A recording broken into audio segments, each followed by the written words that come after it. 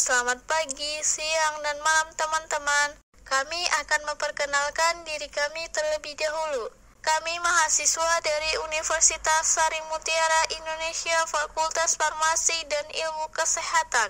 Program studi S1 Farmasi kelas 15 yang dianggotai oleh Ade Nyimas Ramadana, Cindy Fevriana Gultom, Dwi Fitria Mulyana, Putri Jasmine Aziza, dan Sukma Masdah Damayanti.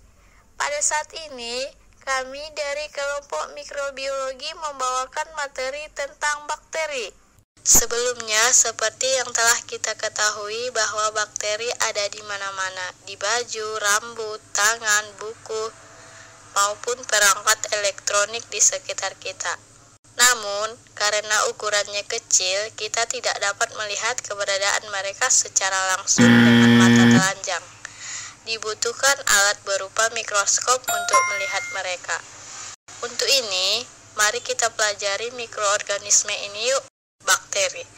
Secara umum, pengertian eubakteria atau bakteri adalah organisme uniseluler yang tidak memiliki membran inti sel. Istilah eubakteria berasal dari bahasa Yunani, yaitu dari kata eu, yang berarti sejati. Istilah bakteri berasal dari bakterion yang artinya batang kecil. Nah, ciri-ciri dari eubakteria adalah berukuran sangat kecil, bentuknya bervariasi, tidak memiliki membran inti, bersel satu, bersifat bebas, mempunyai dinding sel. Struktur pada bakteri terbagi menjadi dua, yaitu struktur luar dan struktur dalam. Yang pertama yaitu struktur luar.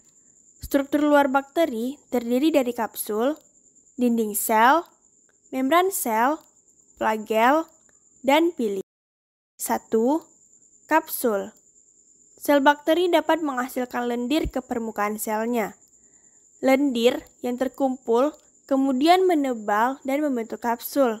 Dan kapsul inilah yang berfungsi sebagai lapisan pelindung. 2. Dinding sel. Dinding sel pada eubakteria tersusun dari peptidoglikan, yaitu sejenis polisakarida yang berikatan dengan protein. Dinding sel ini berfungsi sebagai pelindung dan untuk mempertahankan bentuk sel bakteri. 3. Membran sel.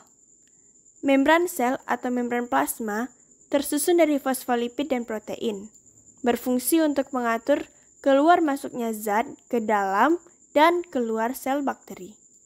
4. Flagel. Flagel berfungsi sebagai alat gerak. Tipe flagel ada 4, antara lain monotrik, lofotrik, lalu ada amifitrik, dan yang terakhir ada peritrik. Oh iya, ada juga loh bakteri yang tidak memiliki flagel.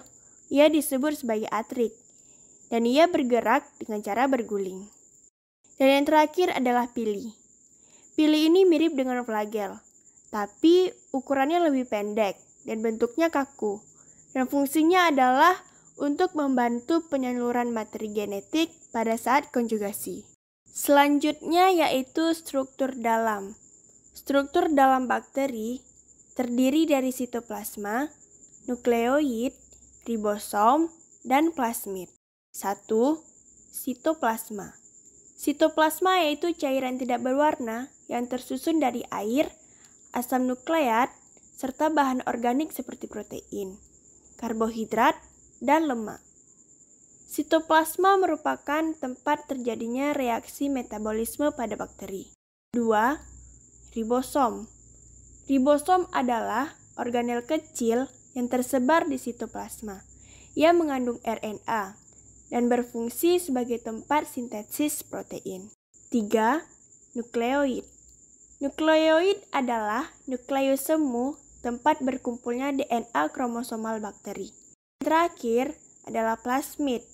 Plasmid ini berfungsi dalam rekayasa genetika sebagai vektor yang membawa gen asing yang ingin disisipkan pada bakteri. Bagaimana bakteri memperbanyak diri? Bakteri memperbanyak diri dengan dua cara, yaitu lewat pemindahan materi genetik dan reproduksi aseksual. Reproduksi aseksual.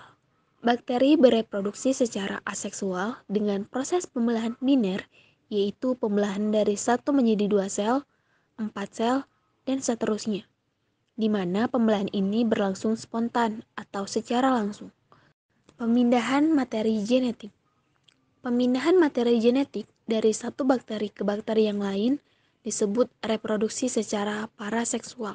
Ada 3 cara loh paraseksual yang telah diketahui, yaitu yang pertama, transformasi. Adalah pemindahan materi genetik DNA dari satu bakteri ke bakteri yang lain dengan proses fisiologi yang kompleks. Yang kedua, ada konjugasi. Merupakan proses pemindahan materi genetik DNA secara kontak langsung antara sel bakteri yang berdekatan melalui jembatan sitoplasma. Bakteri donor memiliki tonjolan yang disebut piliseks. Kegunaannya yaitu untuk menempel pada bakteri resipien yang menerima DNA. Kemudian, jembatan sitoplasma sementara akan terbentuk di antara 2 sel bakteri. Lewat jembatan inilah DNA bakteri donor akan mengalir ke bakteri resipien. Terakhir ada transduksi. Adalah pemindahan materi genetik DNA dari satu bakteri ke bakteri yang lain melalui perantara bakteriofag. Selanjutnya, kita bahas mengenai bentuk dan morfologi koloni bakteri. Bentuk bakteri. Bakteri sebenarnya memiliki bentuk yang bermacam-macam, yaitu batang, bulat, dan spiral. Bakteri bentuk batang dikenal sebagai basil. Kata basil sendiri berasal dari bacillus yang berarti batang. Bentuk basil dibedakan atas, basil tunggal, diplobasil, streptobasil. Bakteri bentuk bulat dikenal sebagai kokus. Bakteri ini dibedakan atas, monokokus, diplokokus, tetrakokus, sarkina, streptokokus, dan staphylococcus. Bakteri bentuk spiral. Ada 3 macam bentuknya. Ada spiral, vibrio, dan spiroseta. Morfologi koloni bakteri.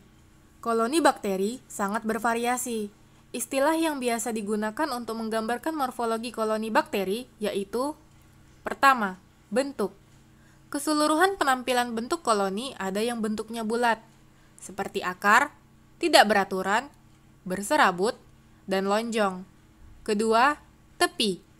Pada koloni bakteri ada yang tepi rata, bergelombang, berlekuk, melengkung, tepi bergerigi, tepi berlekuk tidak beraturan.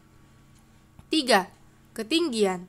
Pertumbuhan koloni bakteri yang paling umum adalah datar, ketinggian terlihat namun rata permukaannya, permukaan melengkung, berbentuk bantal, dan bentuk cembung yang bagian tengahnya menonjol.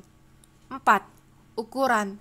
Untuk ukuran, ada yang berbentuk seperti titik, kecil, sedang, dan besar. Selanjutnya kita masuk ke bagian klasifikasi bakteri berdasarkan karakteristik dinding sel. Pewarnaan Gram dicetuskan oleh Hans Christian Gram. Ia mengembangkan sebuah teknik untuk membedakan jenis bakteri sesuai dengan ketebalan lapisan dinding sel melalui sistem pewarnaan. Berdasarkan teknik pewarnaan Gram, bakteri dikelompokkan menjadi 2 kategori besar, yaitu bakteri Gram positif dan Gram negatif. Pada teknik pewarnaan Gram, bakteri diwarnai dengan campuran iodium dan zat warna violet, kemudian dibilas dengan alkohol dan aqueous.